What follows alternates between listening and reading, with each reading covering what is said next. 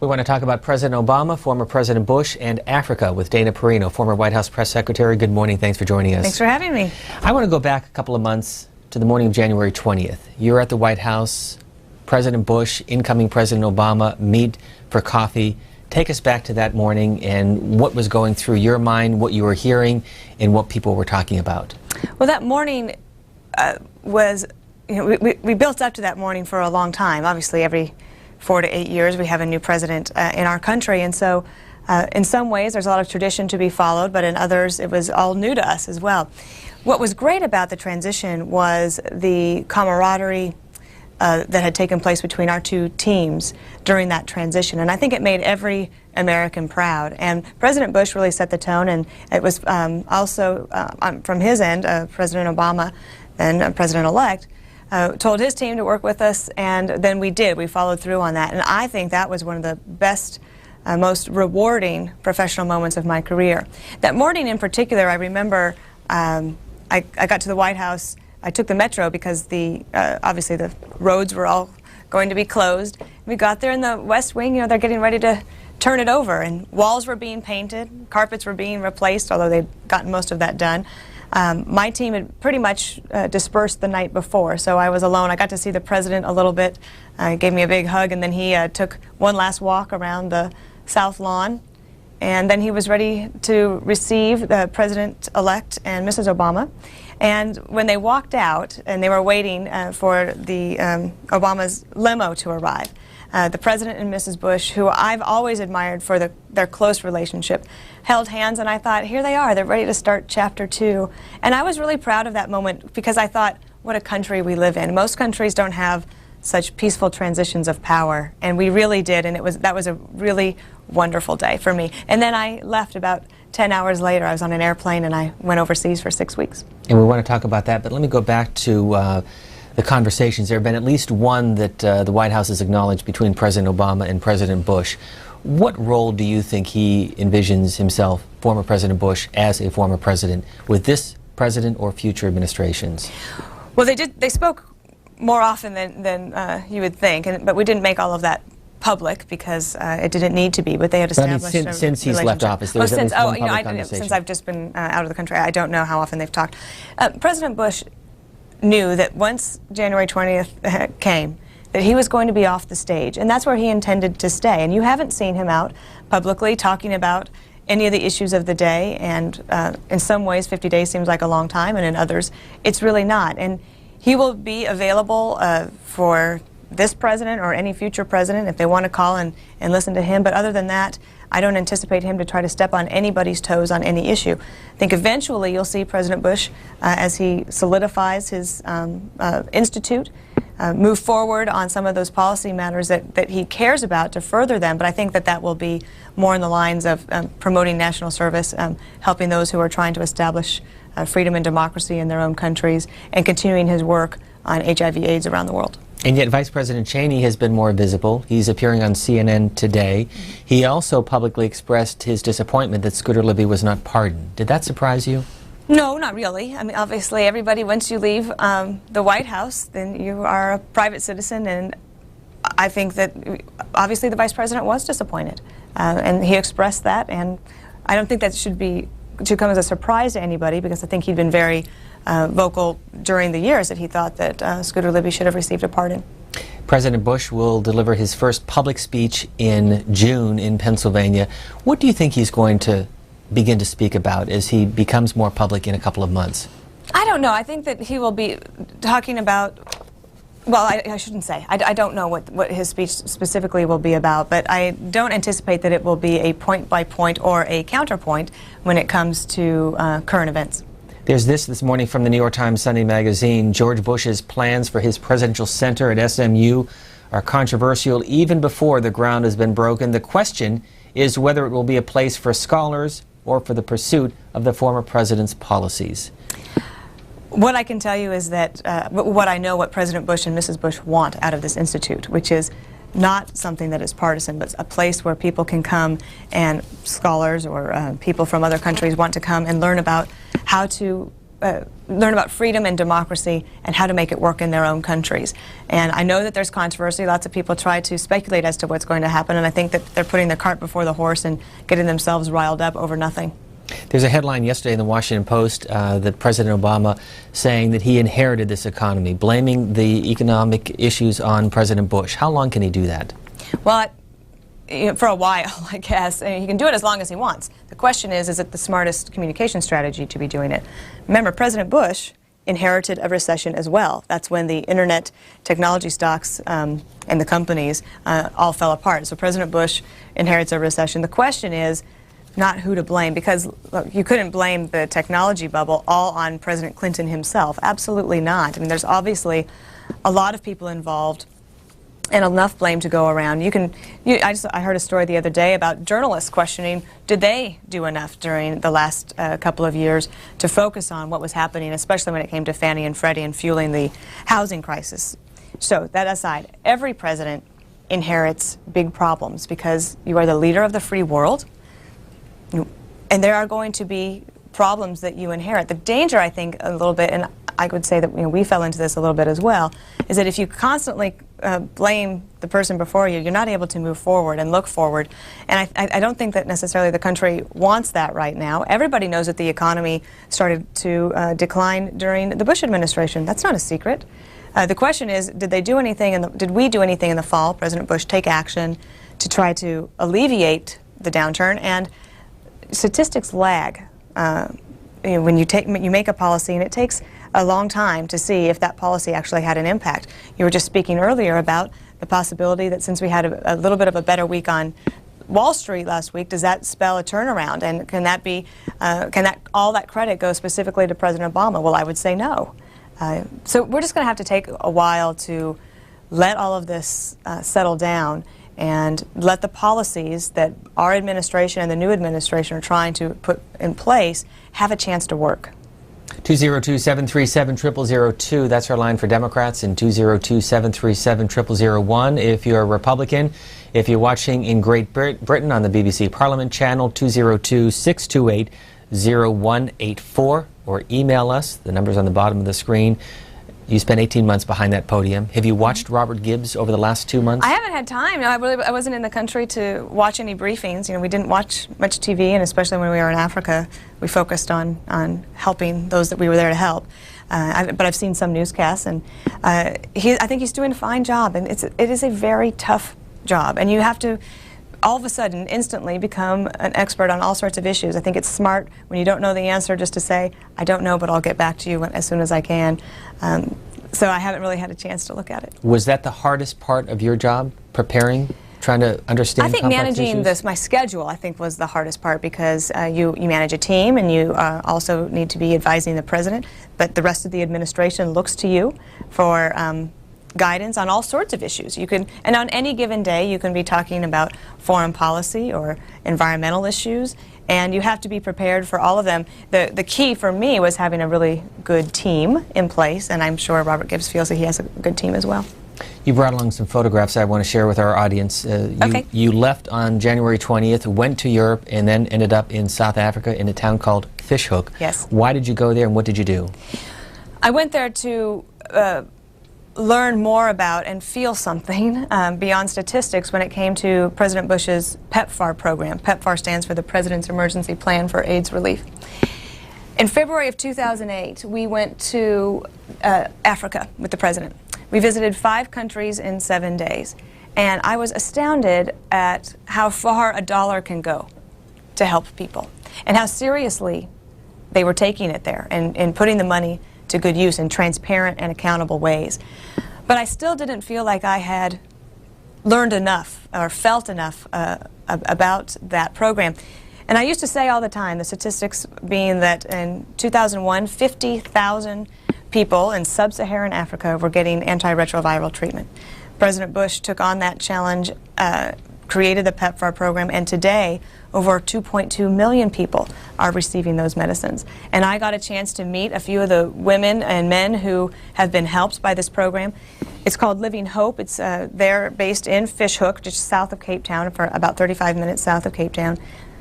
the need in South Africa for a program like this, it is a faith-based program, it is a PEPFAR recipient. The need is great. And to me, the political situation in South Africa felt a little rocky. There's a lot of tension, and they have an election coming up, April 22nd. And hopefully the country will be able to continue to pull itself together. It's a beautiful country. And this program, Living Hope, has gone beyond just helping people deal with their HIV-positive status. They used to have a hospice because most of the people that came to Living Hope died because of their disease. Once they started getting the antiretrovirals, it absolutely flipped, and now about 80 to 85% of the people that come into their health care center, they now call it instead of a hospice, live. Then they go home, but when they go home, they're living in very impoverished areas and townships, and so they started home-based care. So they have people going in to see the patients. I got a chance to walk around the townships with the head nurse and really was touched. My heart was opened to all of them, and I think it was a really smart thing for me to leave the country to experience what I experienced there in Africa, because I think it changed me for the better going forward. I hope to continue to work on those issues if I can in some way. As you talk to some of these children, what surprised you the most about their actions or reactions to you being there? What was great is that, believe it or not, people actually love America. I've never fallen into the trap of believing that people hate America. Obviously, I know that there are some, but I think that those are on the fringes and they get a lot of media attention. These kids loved America. They actually wanted to know if I'd ever met Chris Brown, who I guess is a singer. I had 8 years in the White House. I didn't know a lot about popular culture. And I said, no, but I know President Bush and I've met President Obama, trying to gain some credibility with these kids. Look, the children in most places, if they are poor, they don't know it. These kids are living in pretty tough conditions. They don't even have running water in their homes, usually. But they're happy, and they're coming to Kids Club every day that's run by Living Hope, and they're getting a snack there, and that might be the best nutrition that they got all day. It's a sandwich and a piece of fruit, and they have a chance to be with one another and to feel safe for a little while and play games and do crafts. I went to one kids club that they had started in a township called Masifumaleli. It was the second kids club because even though the government official estimates is that 15,000 people live there, they actually think it's more like 40 to 45,000, and people are just on top of one another, living in the shacks that they are able to build. But this kids club, they all got together. They meet in the dirt, and this is not nice dirt. It's not packed down. This is, pretty trashy. It's a pretty trashy place. But these kids were singing songs, and then they all got a piece of paper that they could color on. Well, there was nothing hard to color on, so they're coloring, putting their leg behind the paper so that they could color, or using, my hand or my knee, and you could tell that they felt safe and happy there. The problem I felt was that some of them, the cycle of poverty is not going to be broken if they're not educated. And also the rate of HIV infection in the country continues to increase. And they have a very serious problem. And the children is where you can start to actually make a change in a generation or so. Kennesaw, Georgia, for Dana Perino. Good morning on the Independent line. Caller, you with us? We'll move on to Algonac, Michigan. Good morning. Good morning, Steve. This is Wilson from Algonac, my old buddy, you remember? Sure do. I talked to you... Wilson, could you do me a favor, turn the volume down on your television set, and we'll hear you a lot better. Oh, okay, Steve. I talked to you March 2nd in last year, months before the election, and I talked to you with Steve LaTourette. He was a congressman from Ohio. Right. And I pointed out that day what my grandfather had told me when I was a kid about a snake oil salesman. And the reason I point this out is because I think, and I would like your guests to comment on this, on promises and broken promises. All during the campaign, we heard President Obama, berate President Bush about lobbyists and tax frauds and attorney generals, et cetera, and especially the earmarks. Now, in his campaign, which I think every American feels, when a man says something, that's his word, and he should live up to that word. But since in 2 short months, he's had lobbyists on his own council that advises him. He's had men accused of tax frauds that were on there and also were kicked off, weren't even allowed to be on. He has an attorney general who pardoned convicted terrorists and who believes in enemy combatants have more rights than the security of our country. Now, with the earmarks and the greatest amount of debt this country has ever known, I think this is a reflection of what he will do in the future. Here's the thing. I think a lot of things are said during a campaign. And I think that our country would be better off if we all took the full pivot that we need to take to get beyond the campaign.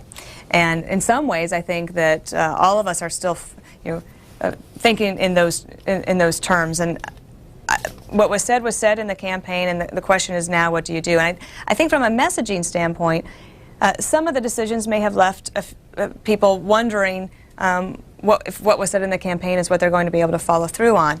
But here's the thing that I think is a good thing to look at. Some of the key policies that President Bush put in place, from my perspective, this is a good thing, such as keeping the terrorists on the run, fulfilling our commitments in Iraq, keeping teachers and parents accountable when it comes to educating our children. Those policies, if they are able to endure, that is important. I think that from a communication standpoint, the new White House is still finding its footing. There's so much that they have to deal with, and it's only been 7 weeks, and I think everyone in the country wants to make sure that this president has a chance to get his feet on the ground. But the issue is, whenever you get into the Oval Office, everything does change. And so I think that, let's hope that this next week is a new week where all of us could hopefully come together to work on issues more than looking for our differences. Graduate of the University of Southern Colorado and earned her master's at the University of Illinois, Fort Pierce, Florida is next. For Dana Perino, good morning. Hi, my name is Chris Williams.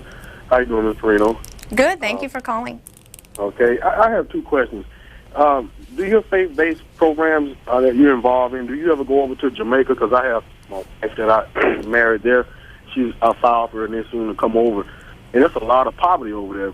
And I've been going over there for 3 years, and I couldn't believe the poverty that's over there. So that was my first question.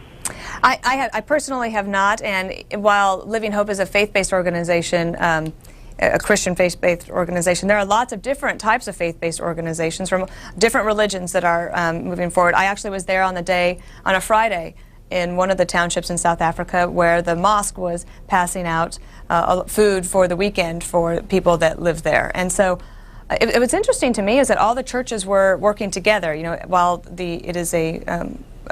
Living Hope is affiliated with the Baptist Church mainly, they had worked with the other churches in the area so that on Mondays the Catholics made the snacks for the kids, and on Tuesdays the Anglicans, and it went on like that. And so they were all working together. I don't know specifically about Jamaica and whether or not they're a PEPFAR recipient. I would have to check that out for you. But I do know that there are programs through USAID, the State Department, that try to help different countries. And the key to doing that is being able to get the money appropriated, authorized and appropriated.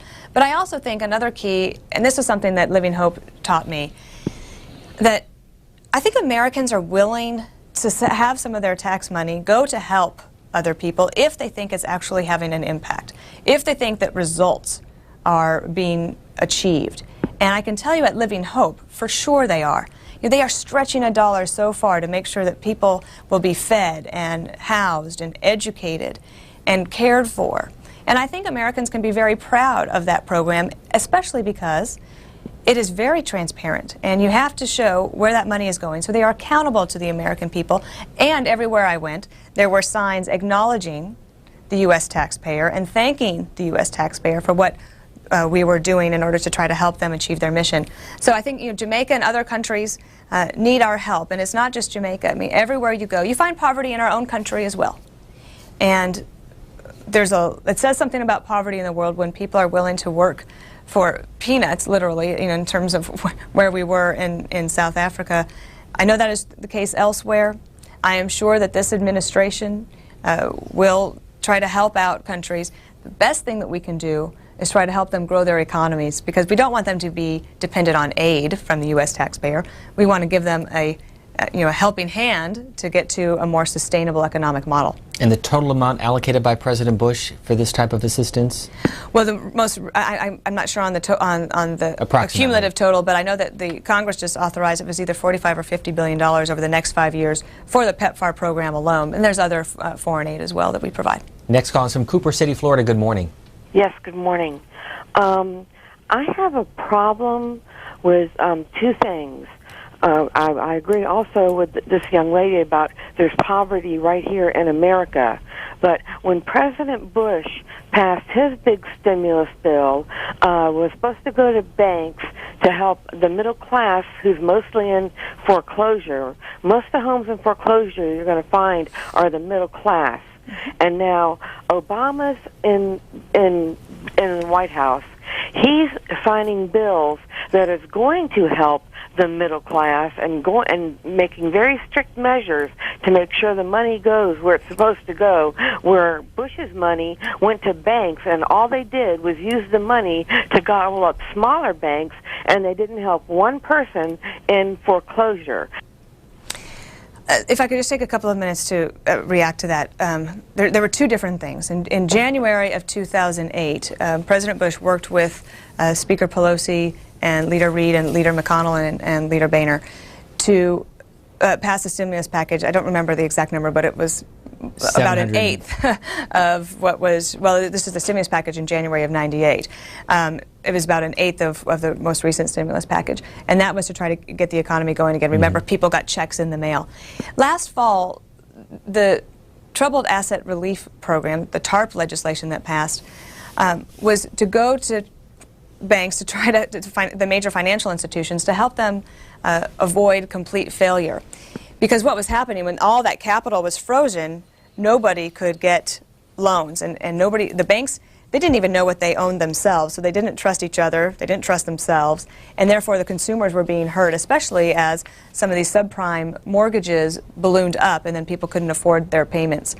So that money specifically was to go to financial institutions to get that money moving again so that the banks wouldn't fail, because if the banks failed, what President Bush was told when he asked the question of what happens if we don't pass this legislation, he was told we could face something worse than the Great Depression.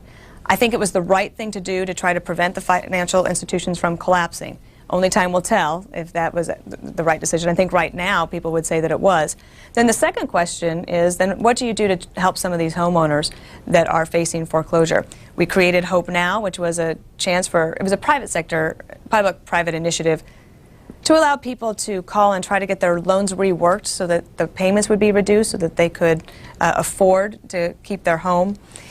But the other question is, and the legislation is not passed yet. I know you said that the legislation is being signed when it comes to foreclosures and helping some of these people. It hasn't passed yet, and one of the reasons is because it's a very complex issue. And I hope that they do figure out something to be able to help some of these people. But the question is, how do you decide who is deserving and who is not? And if I have a mortgage that I've been paying faithfully, I've never missed a payment, I put 20% down, and I'm not getting any help from the government, even though I'm dealing in hard times as well. But my neighbor who had a subprime loan and might not have put 20% down and might have missed mortgage payments, do they deserve the help? And I think one of the arguments the administration would make is that making sure that whole neighborhoods don't fall apart is important, and that will actually help everybody that's living there. That's hard to convince. It's hard to convince everybody that that's actually fair. So I think that they have an uphill battle on that. And they're waking up this morning to another headline on the TARP money, the bailout, $170 billion given to AIG, and millions of dollars given in bonuses. Well, I think one of the things that AIG is saying, and this is another difficult issue, I think that Tim Geithner probably did the right thing. I don't know enough about the details of it, but to press AIG to say, is this really fair? I think what AIG is saying is that these promises for pay were made before any of this happened, and that people who are working there that are middle-class people are expecting to get this bonus. If they don't get it, maybe they won't be motivated enough to try to help the company turn around. And getting the company to turn around and be more profitable is important for all of us. So I think it's so complex, and I think that the rhetoric in Washington can try to make things so black and white and make things sound so easy and demonize people when I don't think that that's fair. I think if we all could just step back and realize that this is a very complex issue, there are a lot of different factors that led to it. We need to take one step at a time to try to fix it, and we also need to have some patience. Next call, Hiram, Georgia, Republican line for Dana Perino. Good morning. Good morning. I just wanted to make a comment and let Dana know that they've been talking about all the heroes. Well, honey, you're my hero, because anybody that would go around this world and helping innocent babies and children is a big hero in my eyes. And I just wish that people would look that when President Obama and George Bush and the two first ladies come together on them steps with love, that's what our country needs today. They need to come together, the American people, and work this out and quit doing all this blaming the past and blaming the new president. We all need to work together, honey. But I just want to tell you, I think you're beautiful. I've watched you all along, and you are a hero in my eyes, baby. Thank you. You know, I didn't really feel like a hero going to do that work. I actually felt like I could have been doing so much more all along in my life. I met some people, just amazing people. Mike and Pam Talley out of Tennessee decided to leave their careers and their families here at home, and they went to Living Hope, and they're volunteering for 2 years. I met a woman named Wendy Ryan, who was born in Trinidad but came to the States in the 1970s. She was a journalist. She went to Living Hope to do a story, but ended up staying, and now she's lived there 2 years, and she's helped women who are HIV positive change their lives around and start a sewing business, and I bought some of their bags. There's a lot of heroes, and they're all over America. You don't have to go overseas to help. You can help a neighbor, and President Bush called the nation to service in 2001. We created USA Freedom Corps. There were 2 million more volunteers in America in 2008 than there were in 2001, so I think that had an impact. I know President and Mrs. Obama are encouraging people to continue that service, and so we just have a country that we can be so proud of, and I'm just really proud to be an American citizen. Next call from Homewood, Illinois. Good morning. Good morning. How are you? Hi. I have a question for your guest. I went to South Africa in November, and like your guest, I was very moved and overcome with the people. As a matter of fact, I went the week of the election, and they were all very excited about the election if I knew the president. But my question is, how does one get in touch with your organization? Because I, too, would like to go back to South Africa as a volunteer. That's a great question, and it's actually something that I hope to work on in the future, is to try to help people figure out how they can go and volunteer, and if they want to take their families, because there are opportunities like that. If you're affiliated with a church or a synagogue or a mosque, you can probably find those opportunities through them. Otherwise, if you are just interested in Living Hope itself, their website is www.livinghope.co.za. It's a little more complicated than your regular .com, but if you go to cspan.org, we have a link. You can have it, right? You can see it, and so then you can see what you might be able to do. It's pretty fascinating how many Americans were there. It was fascinating to me how many Americans were there, had gone, who were spending 6 months or a year. I met 2 young people, one from the UK and one from the United States, who were in between high school and college, and they decided to take 1 year, and in Europe they call it the gap year, take 1 year to go and help. What I would love to see is for baby boomers and retirees, those who are going to retire, and hopefully they'll be able to if we get their 401ks replenished, but to have retirees consider taking a gap year. And before taking all that time to travel and do your own thing, to maybe spend a year or two someplace, either in America or overseas, helping somebody else, because it's those people who have all the experience that can really make a difference. Next call is from Beaverton, Oregon. Good morning. Miss Perino? Yes. Yes. You're a liar and suck my dick. Okay, I apologize for that. And For people who get through, we do not in any way condone or appreciate that kind of language, and I apologize, Dana Perino, for that call getting through. Next call is from Dallas, Texas. Good morning. Hey, good morning, Dana. My thing is this right here. I'm glad you went to Africa. I'm glad you went over there and done what you done. Seems like y'all whites in America still want to pat blacks on the head. We do such good things for y'all. And this is a call out for the Obama administration and anybody listening. Put a man on the moon back when Kennedy was president. So why don't we look for, in the next 10 years, find a cure for HIV/AIDS?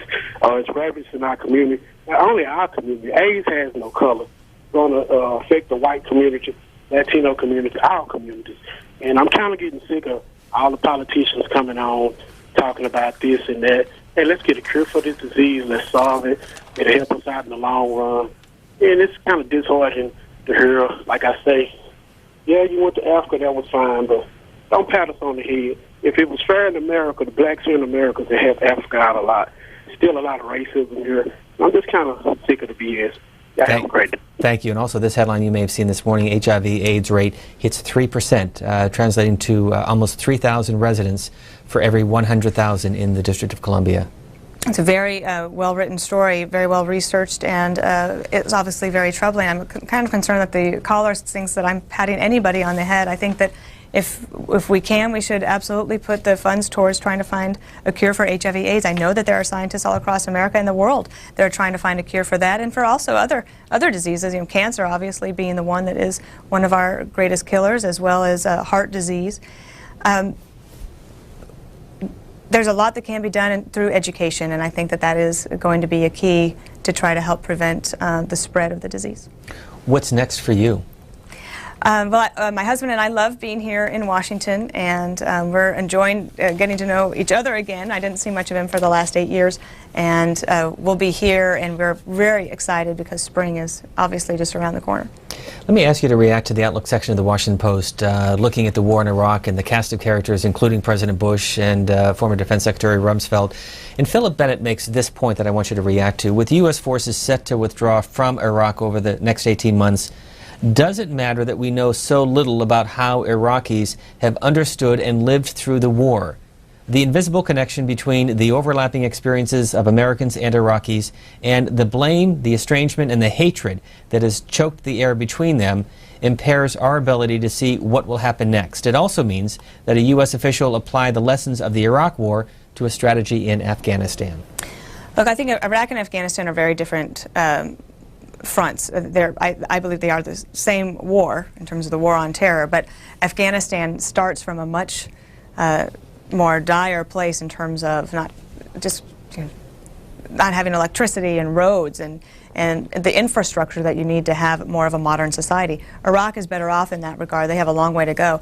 I would always love more information. I'd love to know what Iraqis are thinking. I think that one of my concerns about the changing media is that the number of reporters is shrinking, not increasing, and doing this type of reporting is time. It takes a lot of time, and it takes a lot of money to be able to go out there and get that information. I think we know a lot about what some Iraqis feel, but if this gentleman thinks that we need to know more, I'm all for it. Our last call is from from Springfield, Vermont. Good morning. Good morning.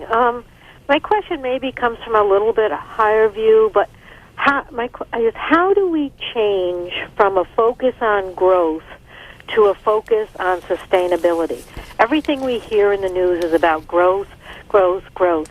Growth can come out of sustainability, but I believe somehow we need to change the primary focus to sustainability. Thank you.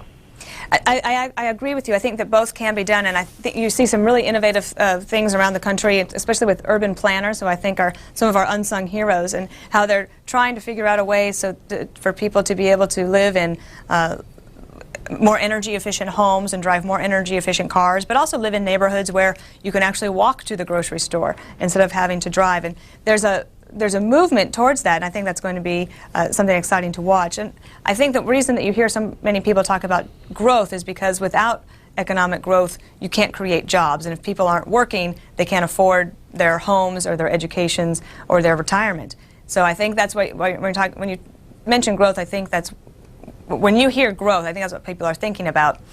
But I think that people realize that moving forward, that sustainability can go hand in hand with growth, and I think that's an exciting area of the economy. Let me go back to the New York Times Sunday Magazine piece, and Karen Hughes is quoted in this article saying that former President Bush began thinking about his library and this presidential center in 2004 after he was reelected. Where does he see this fitting into his post-presidency? I think it will be a good central part of his post-presidency, because that's where he wants to have an incubation of ideas for furthering freedom and democracy and encouraging people to learn about democracy and how to make it work in their own countries. I think it's natural that in 2004, after you have a re-election, you know that there's going to be a presidential library, and you start thinking about what would I want it to look like. And for anybody who thinks that it will be a partisan place or one in which we're just trying to further President Bush's policies, I really think they should not worry about that. This will be a very exciting place, and I think that SMU will be pleased to have it on their campus, because it's going to be able to attract scholars and big thinkers from all over the world to be able to come and have a place where their ideas can incubate and they can learn a lot, and then we can learn a lot from them too. C-SPAN conducted a survey of 65 historians ranking the presidents, and George W. Bush was in the mid-30s shortly after he left the White House. At what point do you think historians can adequately judge his presidency? Well, I think it'll be a long time from now. I think that it's so interesting to me that historians are always asked to rank somebody in current times. And last year, President Bush read 3 books on George Washington. And if the first president is still being analyzed, the historians are going to have a long time to analyze the 43rd president. Dana Perino, former White House press secretary, thanks for stopping by. Thank you. Come back again. Thanks for having me.